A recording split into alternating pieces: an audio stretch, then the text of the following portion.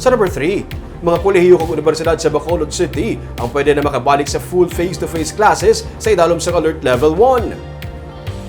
Nagatagda sa pahanugot si Presidente Rodrigo Duterte para sa full face-to-face classes sa tertiary schools na napaidalom sa Alert Level 1. Ganisunod sa kay Dr. Edwin Miraflor, Officer in Charge ng City Health Office, pwede naman masugdan sa mga universidad kag kolehiyo sa syudad ang pagpatuman sa face-to-face classes sa idalom sa new normal nga wala na ginakinahanglan sa inspection kag approval gikan sa mga natungdan nga ahensya.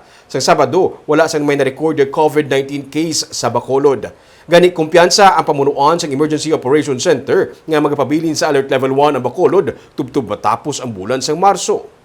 So dapat fully vaccinated ang mga on-campus personnel. Ang mga below 18 years old na students are optional ang vaccination.